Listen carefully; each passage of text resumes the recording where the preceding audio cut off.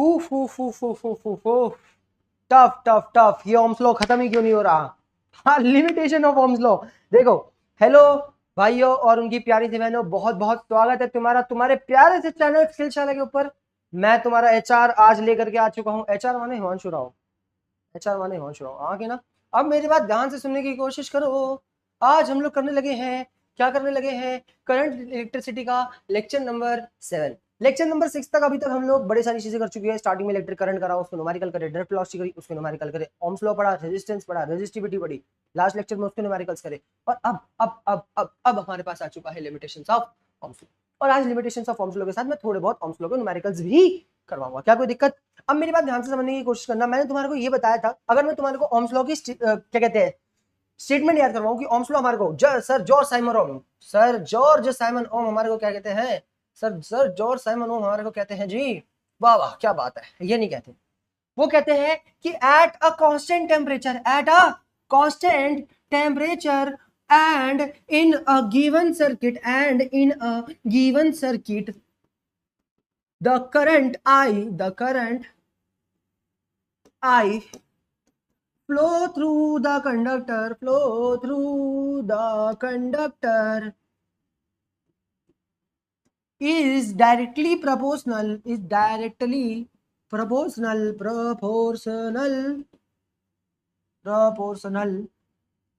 to the potential difference V across the conductor। क्या कहते थे ओम्स भाई कहते थे अगर मैं टेम्परेचर को कांस्टेंट मानूं और किसी एक सर्किट की बात करूं तो जितना भी हमारे पास पोटेंशियल होगा उतना हमारे पास इलेक्ट्रिक करंट होगा। Increase in potential leads to increase in electric current and decrease in potential leads to decrease in electric current. बिल्कुल सही बात है, बिल्कुल सही बात है। लेकिन वो क्या बोलते थे, हमारे पास टेम्परेचर क्या रहना चाहिए, कांस्टेंट। कोई सी भी फिजिकल एक्सपेंशन नहीं होनी चाहिए, एरियल एक्सपेंशन नहीं होनी चाहिए, कोई स्ट्रेस नहीं होना चाहिए, कोई स्ट्रेन नहीं होना चाहिए, कहीं लेंथ बड़ी हो रही है, कहीं एरिया एक्सपांड हो रहा है, ऐसा नहीं होना चाहिए। ऐसा क्यों नहीं होना चाहिए, आप इसको समझते हैं। पूरा तुम्हारे को तगड़े तरीके से फील आएगा। फॉर्मूला हमारे पास आता था ओम्स लॉ का, V इक्वल्स टू IR, जहां पे हमारे को दिख रहा है कि अगर मैं V की वैल्यू बढ़ाऊंगा तो करंट की बात है, I की वैल्यू भी बढ़ेगी। हाँ कि ना? क्योंकि तुम्हें पता है रेजिस्टेंस तब तक चेंज नहीं होता। रेजिस्टेंस कौन सी फैक्टर क्वांटिटीज के ऊपर डिपेंड करता है, रेजिस्टिविटी के ऊपर। रेजिस्टिविटी के साथ साथ वो करता है लेंथ के ऊपर और साथ साथ करता है एरिया के ऊपर।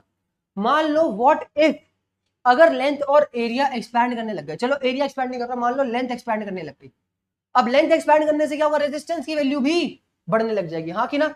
अगर रेजिस्टेंस की वैल्यू बढ़ेगी, तुम्हें पता है रेजिस्टेंस क्या होता है, रेजिस्टेंस कोई सी भी ऐसी प्रॉपर्टी होती है, कोई ऐसी टेंडेंसी होती है किसकी, किसी भी सर्किट की, जिसकी वजह से वो क्या करता है, करंट को रेजिस्ट करता है। क्या करता है, करंट को रेजिस्ट करता है, उसको फ्लो नहीं होने देता। अगर मेरे पास रेजिस्टेंस की वैल्यू बढ़ती जाएगी तो चाहे मैं पोटेंशियल जितना मर्जी बढ़ा लूं, मेरे पास करंट की वैल्यू चेंज नहीं होगी। क्यों नहीं चेंज होगी, क्योंकि साथ साथ रेजिस्टेंस भी तो चेंज हो रहा है, और रेजिस्टेंस बढ़ता जाएगा तो करंट को रोक के रखेगा। इसीलिए हमारे को ओम्स बाबा क्या कहते हैं कि टेम्परेचर होना चाहिए कांस्टेंट, और साथ में लेंथ और एरिया एक्सपैंड नहीं करने चाहिए, कोई सा भी एक्सपेंशन नहीं होना चाहिए, कोई सा भी स्ट्रेन नहीं होना चाहिए। हाँ कि ना? वो कहते हैं लेंथ और एरिया को कांस्टेंट रखो, टेम्परेचर को कांस्टेंट रखो, क्योंकि उन्होंने रेजिस्टेंस की वैल्यू कांस्टेंट रख दी, फिर तब हमारा directly V directly proportional to I आ सकता है, वरना नहीं आ सकता। अगर मान लो कल को ऐसा है, तुम्हें पता है अभी हम लोग आगे अगले चैप्टर अगले लेक्चर के अंदर पढ़ेंगे कि टेम्परेचर चेंज करने से ना रेजिस्टिविटी की वैल्यू के ऊपर फर्क पड़ जाता है। एज्यूम कर लेते हैं कि मान लो इन जनरल टेम्परेचर बढ़ाने से रेजिस्टिविटी की वैल्यू बढ़ती है, रेजिस्टिविटी की वैल्यू बढ़ेगी तो रेजिस्टेंस की वैल्यू बढ़ेगी। हमारे को पता है resistance is equal to rho L upon A. अगर टेम्परेचर बढ़ाने से रेजिस्टिविटी की वैल्यू बढ़ेगी तो रेजिस्टेंस की वैल्यू भी बढ़ेगी। अब मैं टेम्परेचर बढ़ाता जा रहा हूं, रेजिस्टेंस की वैल्यू बढ़ती जा रही है। क्यों बढ़ती जा रही है? क्योंकि तुम्हें पता है पार्टिकल अब तेजी से मूव करने लग जाएंगे, एटम्स का मोशन बढ़ जाएगा। अगर एटम्स का मोशन बढ़ जाएगा, अगर एटम्स का मोशन, एटम जनरली तेजी से मूव करने लग जाएंगे, एटम अगर जनरली तेजी से मूव करने लग जाएंगे तो इससे क्या होगा, इससे हमारे कंडक्टर का रेजिस्टेंस बढ़ जाएगा। हाँ कि ना? इलेक्ट्रॉन ज्यादा टकराएंगे, रेजिस्टेंस बढ़ जाएगा, और रेजिस्टेंस बढ़ जाएगा तो करंट कम ही क्रिएट होगा। मैं चाहे जितना मर्जी पोटेंशियल बढ़ाने की कोशिश कर लूं, रेजिस्टेंस अगर इंक्रीज होता जा रहा है तो वो करंट को बढ़ने नहीं देगा। वहां पर V is directly proportional to I, यहां पर वैलिड। और सिर्फ यहाँ पे नहीं, बहुत सारी ऐसी चीजें हैं, तीन ही कंडीशन है, मैं तुम्हारे को तीनों की तीनों लिमिटेशंस अच्छे से बताऊंगा। ध्यान से सुनना। सबसे पहले क्या बोला गया है कि ओम्स लॉ क्या करता है, ओम्स लॉ एज्यूम करता है। क्या एज्यूम करता है? ओम्स लॉ थोड़ी एज्यूम करता है, जॉर्ज साइमन ओम एज्यूम करते हैं, जॉर्ज साइमन ओम एज्यूम करते हैं। जॉर्ज साइमन ओम क्या कहते हैं, वो एज्यूम करते हैं कि टेम्परेचर हमारे पास कांस्टेंट होना चाहिए in a conductor if temperature changes the change in the conductor does not follow Ohm's law. मतलब अगर कोई टेम्परेचर हमारे कंडक्टर के अंदर चेंज हो रहा है तो वो ओम्स लॉ को फॉलो नहीं करेगा। सबसे पहला लिमिटेशन यही आता है हमारे पास, हाँ कि ना, सबसे पहला लिमिटेशन यही आता है कि अगर टेम्परेचर कोई फिजिकल स्ट्रेन हो रहा है, टेम्परेचर चेंज हो रहा है, तो वहां पे ओम्स लॉ फॉलो नहीं होगा। All about the physical dimensions Ohm's law assume length breadth and strength should be constant. ऐसा नहीं होना चाहिए, मतलब वो अगर कांस्टेंट है तो ओम्स लॉ फॉलो होगा, लेकिन अगर कल को हमारे पास लेंथ एरिया ब्रेथ चेंज होती है तो इससे हमारा ओम्स लॉ चेंज हो जाएगा, ओम्स लॉ फॉलो नहीं होगा। क्या लिखा हुआ है, V ceases to be proportional to I। अब तुम में से तुम्हारी इंग्लिश टेस्ट करता हूं, चलो ये बताओ सीजीज का मतलब क्या होता है, सीजीज का मतलब क्या होता है, सीजीज तुमने सुना वो सीज फायर मतलब क्या, व्हाट इज सीज का मतलब क्या होता है, व्हाट इज सीज, हाँ सीज का मतलब होता है टू स्टॉप, सीज का मतलब होता है टू स्टॉप, मतलब रोक देना। तो V ceases to be proportional to I, मतलब पोटेंशियल जो है वो I के प्रोपोर्शनल होना रुक जाएगा। कब, जब हमारे पास टेम्परेचर की वैल्यू क्या होगी, टेम्परेचर की वैल्यू चेंज होगी, हाँ कि ना, टेम्परेचर की वैल्यू चेंज होगी। तीन कारण बताऊंगा कि कब कब हमारा V I के प्रोपोर्शनल नहीं होता। सबसे पहला आ रहा है, यहाँ पे तुम्हारे को एक ग्राफ दिखाई दे रहा है V वर्सेस I का, तुम्हें पता है हमेशा स्ट्रेट लाइन जाता है, ये स्ट्रेट लाइन जो डैश लाइन है ये दिखा रही है अगर टेम्परेचर कांस्टेंट है तो सीधा सीधा हमारे पास क्या है, V और I एक दूसरे के प्रोपोर्शनल है। लेकिन अगर मैं टेम्परेचर चाहे जितना मर्जी चेंज कर लूं, अगर टेम्परेचर चेंज हो रहा है, अगर रेजिस्टेंस की वैल्यू बढ़ रही है, तो पोटेंशियल चाहे जितना मर्जी चेंज कर लूं, पोटेंशियल चाहे जितना मर्जी बढ़ा लूं, करंट एक क्वांटिटी से ज्यादा नहीं बढ़ पाएगा, हाँ कि ना। तब यहाँ पे V is no longer to directly proportional to I। क्या लिखा हुआ, the dash line represent the linear Ohm's law, the solid line is a voltage V versus curve is a good conductor. जो गुड कंडक्टर्स होते हैं generally उनके अंदर temperature बढ़ाने पर ओम्स लॉ जो है वो वैलिड नहीं रहता। ऑन हाई पोटेंशियल और high temperature good conductor does not obey the Ohm's law. High temperature के ऊपर और साथ ही साथ हाई टेम्परेचर और हाई पोटेंशियल के ऊपर गुड कंडक्टर जो होते हैं वो एज ओम्स लॉ फॉलो नहीं करते, चाहे जितना मर्जी पोटेंशियल दे लो, रेजिस्टेंस बढ़ने की वजह से करंट की वैल्यू सेम हो जाती है, करंट बढ़ नहीं पाता। More potential still leads to formation of less current, जितना ज्यादा पोटेंशियल दे रहे हो फिर भी लेस करंट बन रहा है, यानी हमारे पास ओम्स लॉ यहाँ पर वैलिड नहीं है जब कभी भी हम लोग टेम्परेचर की वैल्यू चेंज करते रहे। तुम्हारे को पता है 2024-25 के सैम्पल पेपर में क्वेश्चन आया हुआ था, state the limitations of Ohm's law. और ऐसा नहीं है सिर्फ उसी पेपर में देखा मैंने, उस टाइम के बहुत सारे पेपरों में देखा मैंने। और तुम्हें पता है क्या सीबीएसई करता है, ये सीबीएसई क्या करता है, सीबीएसई वो टॉपिक पढ़ता है जो बच्चे सबसे कम ध्यान दे रहे हो, कि टीचरों को भी पता लगना चाहिए यहां से भी तो क्वेश्चन आ सकता है। चलो तुमने समझ लिया, कोई दिक्कत नहीं, अब आगे बढ़ते हैं। अगला जो लिमिटेशन हमारे पास आता है वो क्या आता है, वो आता है यूनिलेटरल इलेक्ट्रिकल कंडक्टर्स। समझते हैं what is unilateral electrical conductors. तुमने पहला लिमिटेशन मान लिया, टेम्परेचर और लेंथ चेंज नहीं होनी चाहिए। दूसरा हमारे पास आता है जितने यूनिलेटरल इलेक्ट्रिकल कंडक्टर्स होते हैं, इलेक्ट्रिकल कंडक्टर्स होते हैं, ये भी ओम्स लॉ को फॉलो नहीं करते, ओम्स लॉ को फॉलो नहीं करते। इसको समझने की कोशिश करना। मैं एग्जांपल ले देता हूं डायोड का। किसका, डायोड का। आप डायोड तुम लोग जाके सेमीकंडक्टर में पढ़ोगे, मान लो कि डायोड कोई इलेक्ट्रिकल डिवाइस है, जैसे रेजिस्टर होता है, जैसे कंडक्टर होता है, जैसे इंडक्टर होता है, वैसे ही डायोड भी हमारे पास कोई इलेक्ट्रिकल डिवाइस है जिसका सिंबल होता है हमारे पास ऐसा। क्या कोई दिक्कत? डन। अब इस डायोड की खास बात क्या होती है, अब इस डायोड की खास बात इतनी सी है कि ये अगर मान लो मेरे पास पोटेंशियल प्लस वी है, इस डायरेक्शन के अंदर पोटेंशियल है, वैसे पोटेंशियल की कोई डायरेक्शन नहीं होती, मान लो मैंने प्लस वी है, ठीक है, मैंने बोला क्या है मेरे पास पोटेंशियल क्या है, प्लस वी, मैंने बैटरी को किसी डायरेक्शन में लगा रखा और ये इलेक्ट्रिक करंट को बहुत इजीली फ्लो होने दे रहा है आई प्लस आई। क्या कोई दिक्कत? सही बात है कि नहीं? मैंने क्या करा, मैंने अपनी बैटरी को उल्टा लगा दिया, बैटरी को उल्टा लगाते साथ ही पोटेंशियल मेरे पास क्या हो जाएगा, पोटेंशियल हो जाएगा मेरे पास माइनस वी। क्या हो जाएगा पोटेंशियल मेरे पास? माइनस वी, हाँ कि ना। अब तुम्हें पता है जैसे ही मैं पोटेंशियल का बैटरी की डायरेक्शन अपोजिट करूंगा, करंट की डायरेक्शन अपोजिट हो जाएगी और करंट यहाँ पे फ्लो होना चाहिए था, हाँ कि ना। करंट हमारे पास I2 जो है वो दूसरी डायरेक्शन में फ्लो होना चाहिए था, इसको I1 मान लेते हैं। मैंने बोला मेरे पास डायोड है, मैंने पास एक बार बैटरी लगाई, बैटरी लगाने पर करंट किसी डायरेक्शन में आ रहा है, मैंने बैटरी को चेंज कर दिया, बैटरी चेंज करने में से करंट की डायरेक्शन उल्टी हो जाए। और तुम्हें पता है सारे सर्किट इसको अलाउ करते हैं, हाँ कि ना। अगर मान लो मेरे पास कोई सर्किट है, मैंने यहाँ बैटरी लगा रखी है, इसके बीच में क्या लगा रखी है, इसके बीच में मैंने बैटरी लगा रखी है और बैटरी यहाँ से करंट निकालेगी, ये हमारे पास प्लस आई करंट फ्लो हो रहा है। अगर मैं कल को बैटरी की डायरेक्शन अपोजिट कर देता इसके अंदर, बैटरी की डायरेक्शन अपोजिट करने से क्या होता, बैटरी डायरेक्शन अपोजिट करने से करंट की डायरेक्शन अपोजिट हो जाती, करंट स्टिल फ्लो होता रहता है, हाँ कि ना। और यहाँ पे जितना पोटेंशियल होता है उतना ही करंट होता है। लेकिन diode is a unilateral electrical device, वो सिर्फ एक ही डायरेक्शन में करंट को फ्लो होने देता, दूसरी डायरेक्शन में होने नहीं देता। मतलब प्लस वी की बैटरी मैंने लगाई, बीच में अगर डायोड है तो करंट फ्लो हो रहा है, अगर मैंने बैटरी उल्टी कर दी तो मैंने बैटरी में तो कोई चेंज नहीं करा, पोटेंशियल तो उतना ही उतना है, पोटेंशियल पहले 6 वोल्ट था तो अभी भी 6 वोल्ट है। लेकिन अब अगर करंट की डायरेक्शन अपोजिट होगी तो डायोड उसको फ्लो नहीं होने देगा, करंट की वैल्यू कितनी हो जाएगी, 0। Unilateral electrical devices are those electrical devices which allow to pass the current only in a single direction, जो किसी एक ही डायरेक्शन के अंदर फ्लो होने, अगर दोनों में भी फ्लो होने देते हैं ना तो दोनों के दोनों जो इलेक्ट्रिक करंट होंगे दोनों के मैग्नीट्यूड में जमीन आसमान का अंतर होगा, दोनों का मैग्नीट्यूड कम ज्यादा होगा, मतलब same potential for a same potential. Unilateral electrical devices और unilateral electrical conductors allow electric current to pass through in a single direction. If they are passing in a both direction, then the magnitude of the electric current changes or varies. क्या कोई दिक्कत? यही लिखा हुआ है, ध्यान से सुनो। Ohm's law is not applicable for unilateral electrical elements like diode and transistor. Transistor और diode जैसे devices के लिए भी Ohm's law काम नहीं करता. If I is the current for a certain V, then reversing the direction of V, keeping the magnitude fixed, अगर मैं potential direction को opposite कर दूं, magnitude fixed रखूं, तब भी ऐसा possible है कि जो current produce हो रहा है वो दूसरी direction में produce ना हो। क्या कोई दिक्कत? Device such as capacitor and diode are the best example that changing the sign of the potential keeping the magnitude same does not form a current on a same magnitude. मतलब capacitor और diode के अंदर क्या होता है, अगर मैं अपने पोटेंशियल की वैल्यू मतलब पोटेंशियल की डायरेक्शन चेंज कर दूं, वैल्यू सेम है, बैटरी 6 वोल्ट की है तो 6 वोल्ट की लगा रखी है मैंने, पर डायरेक्शन चेंज करते साथ ही करंट में फर्क पड़ गया। तुम देखो जब मेरे पास पोटेंशियल पॉजिटिव है करंट बन रहा है मिली एम्पियर के अंदर, और जैसे ही मैंने पोटेंशियल की वैल्यू नेगेटिव करी मेरे पास करंट बन रहा है माइक्रो एम्पियर में। अंतर आ गया, बहुत अंतर आ गया, 1000 गुना का अंतर आ गया। हाँ कि ना, करंट के अंदर 1000 टाइम्स का फर्क आ गया करंट के अंदर। क्या करने से? सिर्फ मैग्नीट्यूड, क्या कहते हैं, डायरेक्शन अपोजिट करने से। मैग्नीट्यूड सेम है, 6 वोल्ट की बैटरी, मान लो प्लस 6 वोल्ट की बैटरी है, इसके लिए करंट आ रहा है मिली एम्पियर में, और जैसे ही मैंने माइनस 6 वोल्ट उसकी डायरेक्शन अपोजिट करी मेरे पास आ गया करंट माइक्रो एम्पियर में। यूनिलैटरल इलेक्ट्रिकल डिवाइसेस या तो किसी एक डायरेक्शन में ही करंट फ्लो होने देते, अगर दोनों में फ्लो होने देते हैं तो दोनों के मैग्नीट्यूड में जमीन आसमान का अंतर ले आते हैं। क्या कोई दिक्कत? इजी है यानी। इसके बाद अपने पास क्या आता है? इसके बाद अपने पास आता है, ए मास्टर वहां क्या देखता है? अरे रिकॉर्डिंग देखता रहता हूं, ये नहीं हो रही बराबर। क्या कोई दिक्कत? तीसरा और लास्ट हमारे पास आता है semiconductor. Semiconductor such as gallium and arsenic does not follow Ohm's law. Ohm's law क्या कहते हैं कि वी बढ़ाओगे तो आई भी बढ़ेगा, वो एक सर्टेन तक लिमिट तक चलते हैं कि हाँ भाई जब तक हम लोगों का वी बढ़ रहा है आई बढ़ रहा है, एक सर्टेन लिमिट तक चलते हैं। इसको हम लोग नॉन लीनियर रीजन कहते हैं। नॉन लीनियर रीजन भी मतलब ऐसा नहीं है कि तुमने वी बढ़ाया तो आई ऐसे ही बढ़ रहा है तुरंत ही, नहीं, लीनियरली नहीं बढ़ता, दोनों का रेशियो थोड़ा अलग अलग होता है। हाँ कि ना, अभी बढ़ रहा है, लेकिन उसके बाद क्या हो जाता है, उसके बाद थोड़ा टाइम बाद वहां पर वी बढ़ाने से आई की वैल्यू कम होने लग जाती है। इसको हम लोग नेगेटिव रेजिस्टेंस रीजन कहते हैं। अगर तुम लोगों ने लास्ट लेक्चर देखा है तो उसके अंदर मैंने एक क्वेश्चन तुम्हारे को बताया था जिसके अंदर जब कभी भी वी वर्सेस आई कर्व के अंदर रेखा लेट रही हो, मतलब रेखा सो रही हो, गिर रही हो, लाइन डाउन जा रही हो, ग्राफ डाउन जा रहा हो, तो इसका स्लोप नेगेटिव होगा क्योंकि tan थीटा हमारे पास 90 डिग्री से बड़ा हो जाएगा। क्या कोई दिक्कत? इजी है, नहीं तो बहुत इजी। आगे बढ़ते हैं। नेक्स्ट अब हमारे पास क्वेश्चन आ गए, बस यही 3 हमारे पास लिमिटेशंस थी और तुम्हारे को बोलते हैं मेंशन एनी 2 लिमिटेशंस। मेंशन, मैंने देखो यही क्वेश्चन देखा, mention any 2 limitations of Ohm's law and plot a I versus V curve for a diodes. हाँ कि ना, plot a I versus V curve for a semiconductors, जो ये प्रूव करते हैं कि यहाँ पे ओम्स लॉ फॉलो नहीं।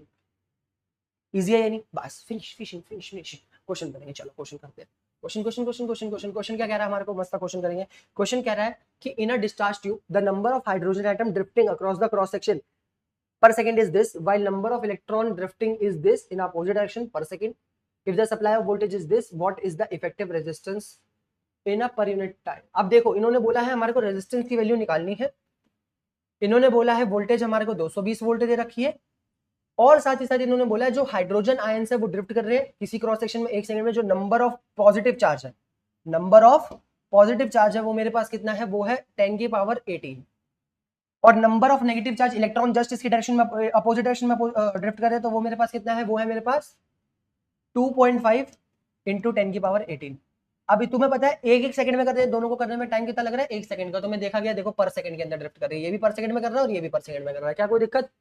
अब तुम्हारे को बोला गया आर की वैल्यू निकालनी है, तो मैं यहाँ पे v is equal to I R लगाऊंगा। अब देखो मेरे पास v की वैल्यू है, आई की वैल्यू निकालने के लिए मैं क्या करता हूँ, आई की वैल्यू निकालने के लिए याद करो मैंने तुम्हारे को फॉर्मूला बताया था, नंबर ऑफ पॉजिटिव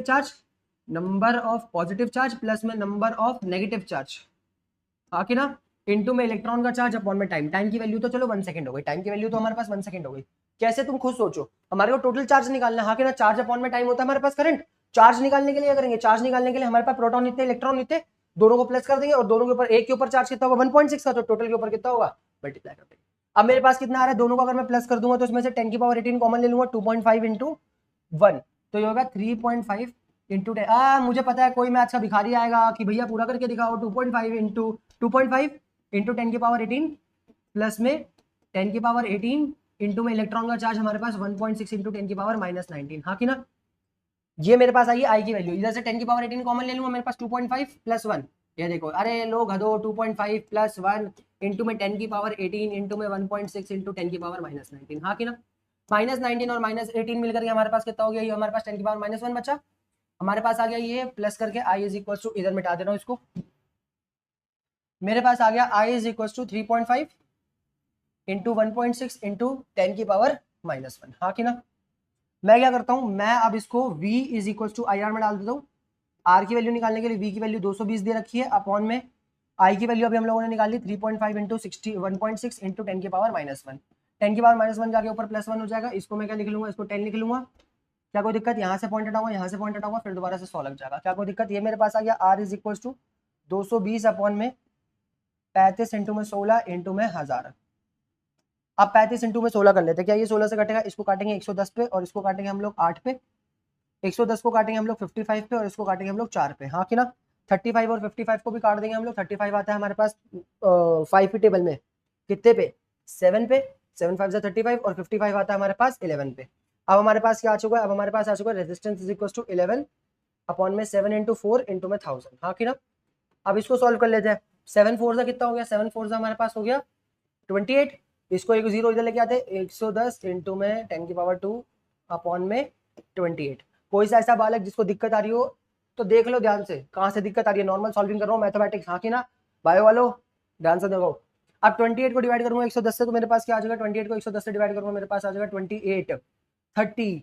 30 की टेबल में छोटा आता होगा 3 पर, तो 28 इंटू 3, 3 8 जा 24, 2 कैरी, 3 2 6, 6 और 2 8, 84 बिल्कुल सही है। 84 में 28 और प्लस कर दूंगा, 84 में 28 और प्लस नहीं आएगा तो आएगा 3 पे। r is equal to 3 point लगा। कितना बचा मेरे पास, मेरे पास बचा 34, 84 माइनस होगा 6 बचा, 90 आ गया 16 और ये 26 हो गया। 26 में 0 लगाऊंगा तो आएगा 9 पे। 3.9 इंटू 10 की पावर 2 ओम, ये रेजिस्टेंस की वैल्यू हमारे पास आती है। क्या कोई दिक्कत, इजी क्वेश्चन था कि नहीं था, बस कैलकुलेशन थोड़ी सी डिफिकल्ट थी। आगे बढ़ते हैं, आगे मेरी बात ध्यान से समझना। अगला क्वेश्चन हमारे को, अब ये वाला क्वेश्चन बड़ा प्यारा क्वेश्चन है, ये वाला क्वेश्चन बड़ा प्यारा क्वेश्चन है। क्वेश्चन तुम्हारे को कह रहा है कि हमारे पास क्या है, हमारे पास एक 10 वोल्ट की बैटरी है, हमारे पास एक 10 वोल्ट की बैटरी है जिसका इंटरनल रेजिस्टेंस नहीं है, अभी इंटरनल रेजिस्टेंस अच्छे से पढ़ेंगे हम लोग आगे जाके, connected to another battery of 200 volt. अब तुम एक बात बताओ, तुम्हारे को बोला गया है बैटरी उसका रेजिस्टेंस दे रखा है हमारे पास सर्किट में 38 ओम का, तुम्हें बोला गया है ये बता दो करंट हमारे पास कितना होगा, find the value of the current. अब तुम खुद सोचो, हमारे को पता है आई का फॉर्मूला हमारे पास क्या होता है, वी बाय आर। हाँ कि ना। कैसे बना, V is equal to I R होता है और यहाँ से हम लोग क्या लिख सकते हैं, I is equal to V by R. क्या कुछ गलत कहा मैंने। अब मुझे एक बात बताओ, पोटेंशियल में यहाँ पे क्या लूं, रेजिस्टेंस तो 38 लूंगा मुझे पता है, पोटेंशियल यहाँ पे क्या लूं मैं, 200 लूं या 10 लूं, दोनों का टोटल लूं या दोनों का माइनस लूं। तो इसको समझने की कोशिश करना, जब कभी भी हमारी बैटरी सेम टर्मिनल्स में ज्वाइन होती है, अगर ये 10 और 200 ऐसे ज्वाइन होते हैं तो ये दोनों ऐड हो जाते हैं। हाँ कि ना। और अगर ये बैटरी दोनों अपोजिट टर्मिनल्स में ज्वाइन होती है तो ये क्या हो जाते हैं, दोनों माइनस। अब ये देखो, ये सेम टर्मिनल पे जुड़ी पड़ी है या अपोजिट टर्मिनल पे जुड़ी पड़ी है। तुम ये देखो, ये मेरे पास 10 वोल्ट की बैटरी आ रही है, आ रही है, आ रही है, चलो ठीक है। फिर यहाँ से एक छोटा वाला डंडा, ये हमारे पास पूरी 10 वोल्ट की बैटरी है। अब यहाँ से आते आते आते आते आते आते ये वायर किससे कनेक्ट हो रही है, छोटे वाले डंडे से, और फिर बड़ा वाला डंडा, मतलब दोनों एक दूसरे के अपोजिट कनेक्टेड है। तो नेट पोटेंशियल हम लोग क्या देंगे, दोनों को माइनस करके 190 लेंगे, तो मेरे पास आई की वैल्यू क्या आएगी, आई की वैल्यू मेरे पास आएगी 190 अपॉन में रेजिस्टेंस 38, दोनों को काट करके हम लोग क्या ले लेंगे, नेट हमारे पास आ जाएगा 5 एम्पियर का करंट। क्या बोला मैंने, बोला कि अगर कल को मेरे पास सेम डायरेक्शन में पोटेंशियल एडेड होते हैं, पोटेंशियल की बैटरीज लगी होती है, तो मैं क्या कर लेता हूँ, इसका नेट पोटेंशियल लेने के लिए, नेट पोटेंशियल लेने के लिए क्या कर देता हूँ, V1 प्लस V2 कर देता हूँ। और कल को अगर अपोजिट लगी होती है तो क्या कर देता हूँ मैं, नेट पोटेंशियल लेने के लिए बड़े में से छोटा माइनस V2 माइनस V1 करता हूँ। क्या कोई दिक्कत, V1 माइनस V2 भी हो सकता है, डिपेंड करता है किसका मैग्नीट्यूड बड़ा है। अगर वो 200 ये 10 होता तो उसको भी हम लोग 200 माइनस 10 190 ही लिखते हैं। आगे बढ़ते हैं, next question, question number 55। Question number 55 हमारे को क्या कह रहा है, ये कह रहा है a copper wire of radius 0.1 millimetre. एक कॉपर वायर है जिसका रेडियस 0.1 मिलीमीटर दे रखा है, मतलब 0.1 मिलीमीटर को मीटर में कन्वर्ट करने के लिए 10 की पावर -3 मीटर हो गया। क्या कोई दिक्कत। और साथ ही साथ हमारे को कह रहा है of resistance 1 kilo ohm, resistance की वैल्यू 1 kg किलो ओम मतलब 10 की पावर 3 ओम दे रखी है।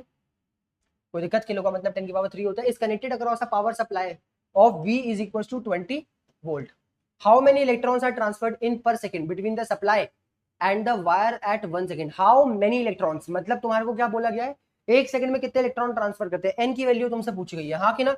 अब तुम क्या करोगे, तुम्हारे को वी और आर दे रखा है, तुम्हारे को पता है वी द रोबो बॉय V is I R, R नीचे आके डिवाइड हो गया तो हमारे पास आ गया 20 अपॉन में 1 इंटू 10 की पावर 3 इज इक्वल टू आई की जगह मैं क्या डालूंगा, क्यू बाई टी।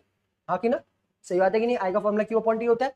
ये 10 की पावर 3 एक से कटा मेरे पास आ गया 2, मेरे पास आ गया 2/100 इज इक्वल टू चार्ज की जगह पे टाइम की वैल्यू तो बंदे रखी है, तो मैं बोलेगा 1 सेकंड के अंदर कितना फ्लो करता है, चार्ज को लिखूंगा n इंटू ई।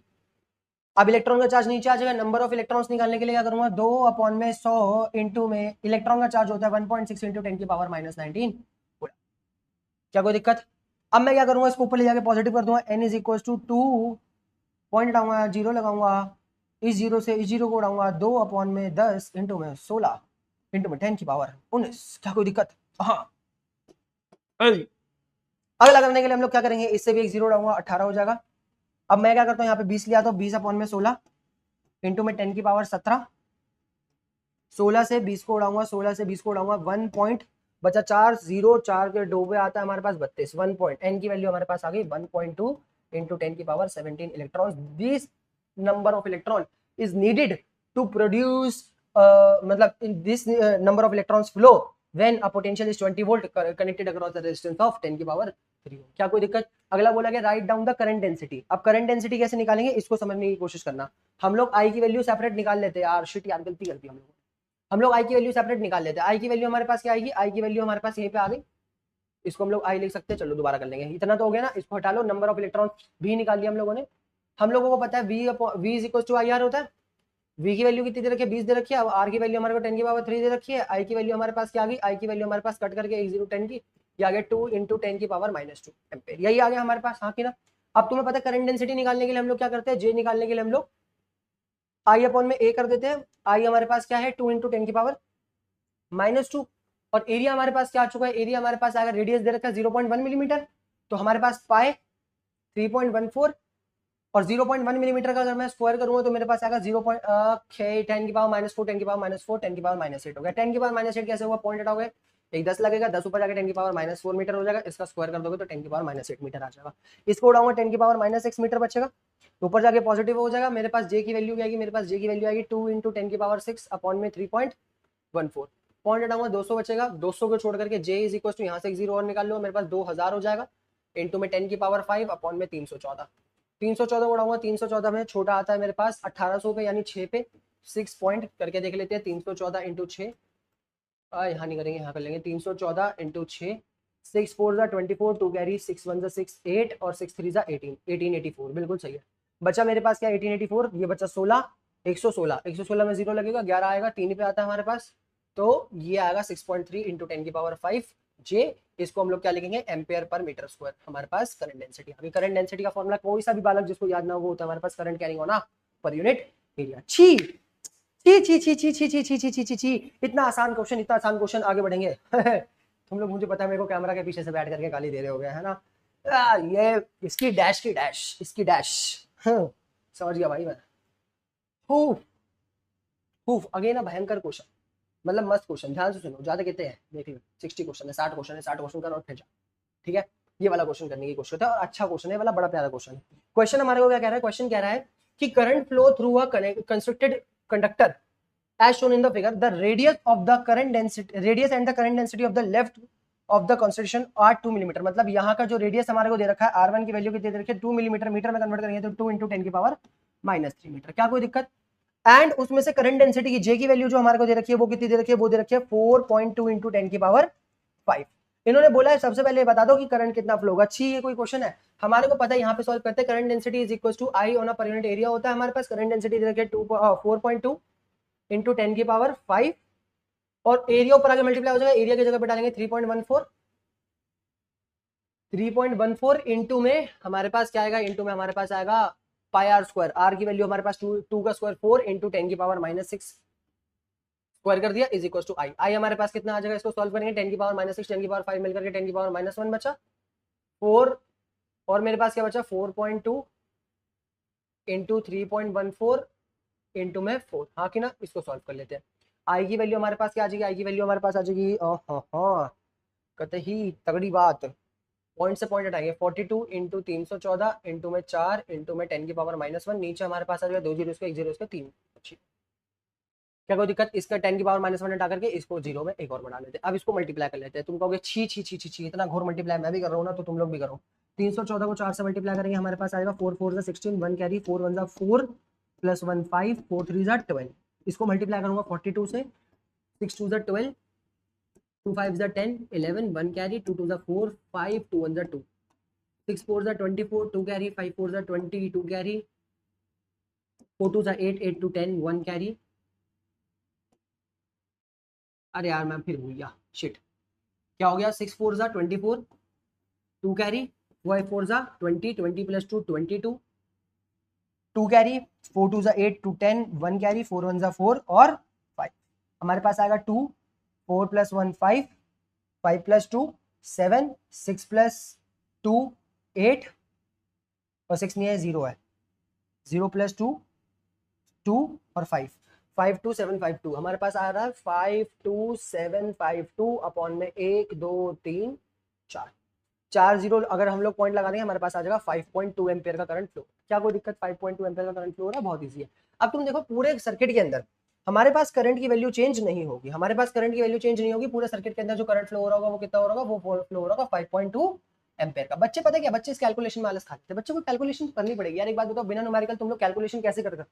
मतलब बिना कैलकुलेशन न्यूमेरिकल कैसे कर सकते हो? How is it possible? पूरा तुम्हारा न्यूमेरिकल निकलेगा नहीं विदाउट कैलकुलेशन। करनी पड़ेगी। क्या मैं नहीं कर रहा? बेसिक बेसिक से मल्टीप्लाई, हाँ कि ना?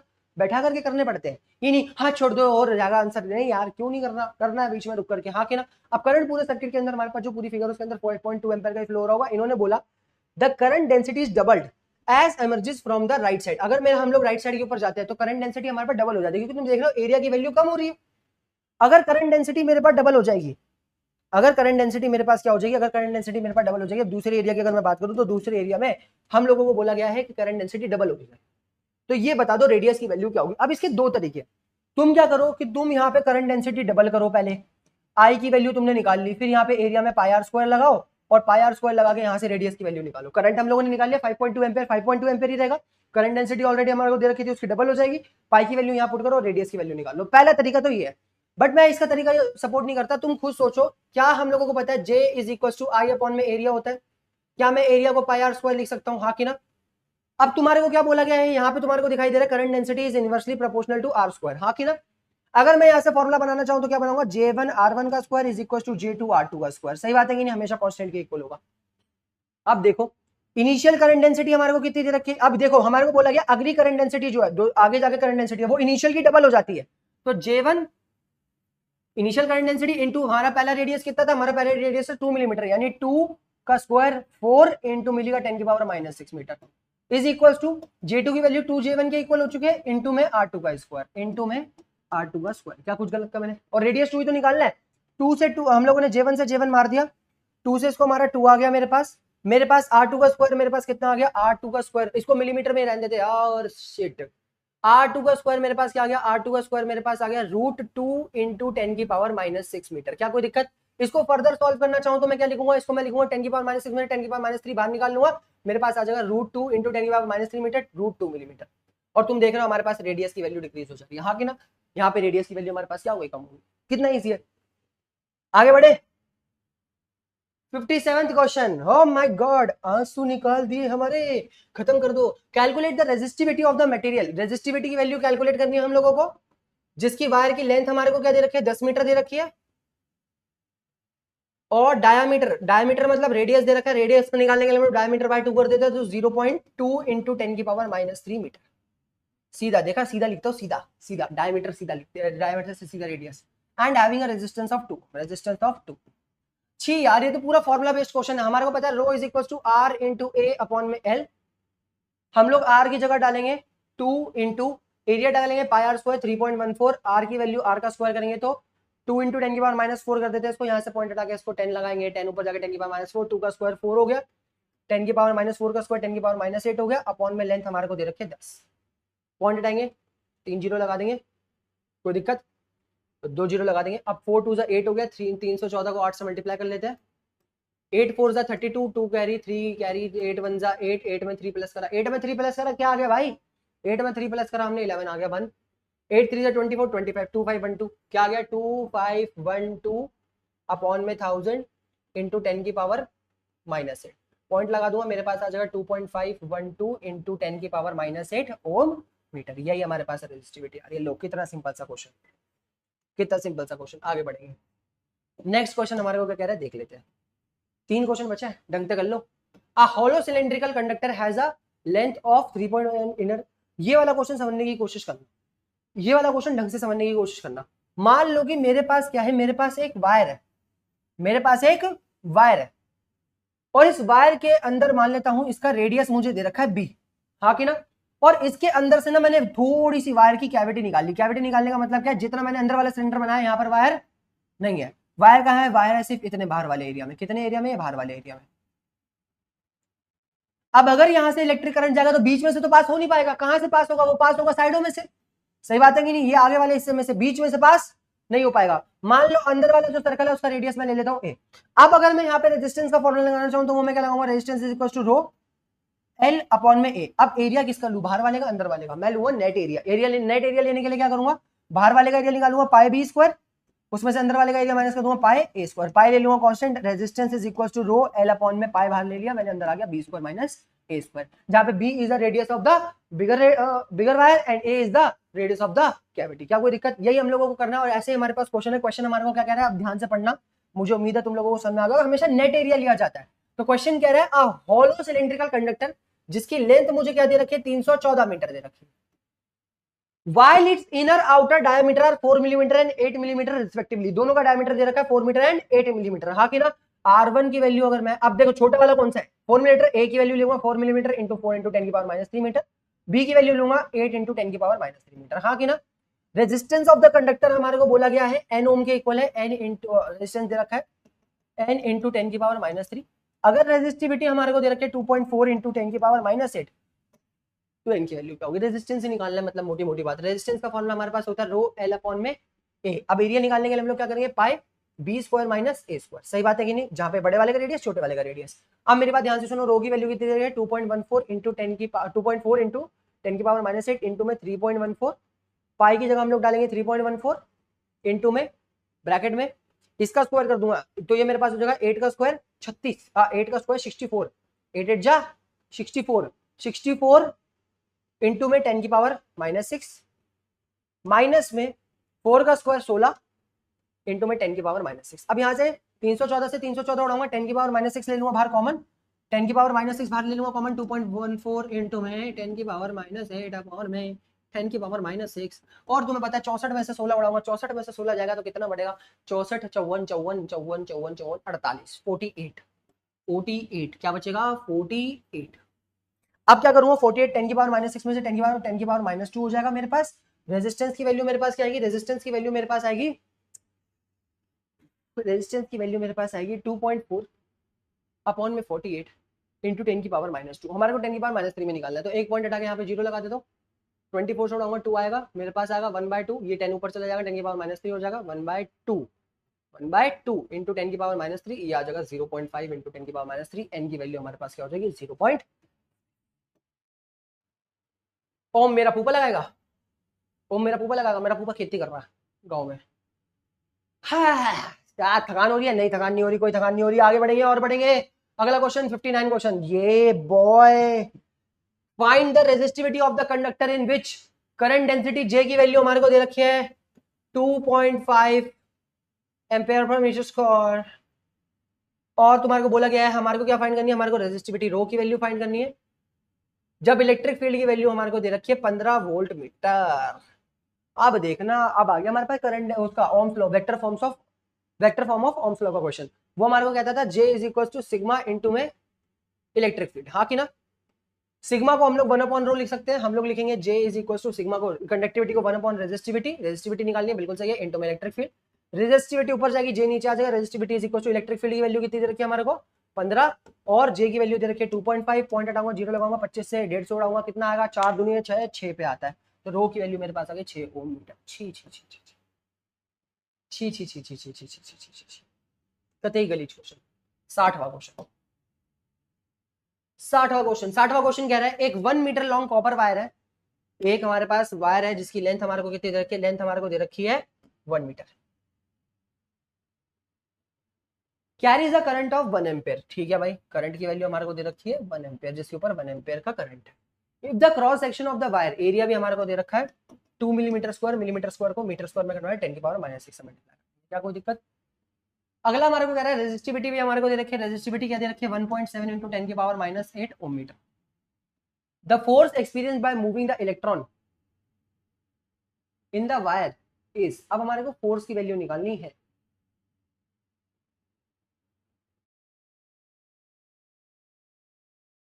फोर्स की वैल्यू निकालनी है,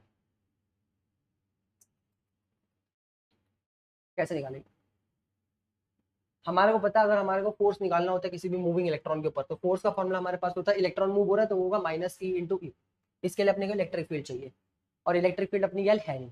इलेक्ट्रिक फील्ड निकालने के लिए हम लोग एक और तरीका कर सकते हैं, और इलेक्ट्रिक फील्ड निकालने के लिए हम लोग वो find the force experience by the moving electron in the wire. तुम कहोगे लेंथ का क्या करना भाई, फोर्स निकालने के लिए माइनस ई इंटू ई लगाएंगे, इलेक्ट्रिक फील्ड अपने पास है।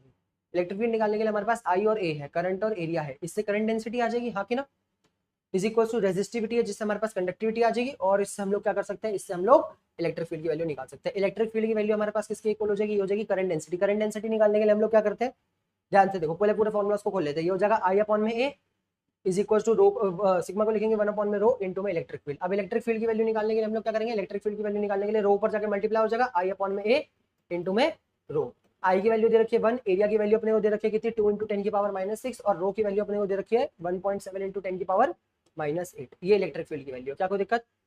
ये हमारे पास 10 की पावर -6 से 10 की पावर -8 कटेगा, 10 की पावर -2 बचेगा, हमारे पास आ जाएगा 1.7 अपॉन में 2 इंटू 10 की पावर -2 वोल्ट पर मीटर। इलेक्ट्रिक फील्ड की वैल्यू हमारे पास आ गई। इलेक्ट्रिक फील्ड की वैल्यू आते साथ ही हम लोग फोर्स निकाल लेंगे, और फोर्स निकालने के लिए क्या करेंगे, फोर्स निकालने के लिए इलेक्ट्रॉन का चार्ज, फोर्स हमारे पास होता है इलेक्ट्रॉन 1.6 इंटू 10 की पावर -19 इंटू में हमारे पास ये आया 1.7 इंटू में 2 इंटू में 10 की पावर -2, 10 की पावर -2 10 की पावर -19 मिलकर 10 की पावर -21 हो गया।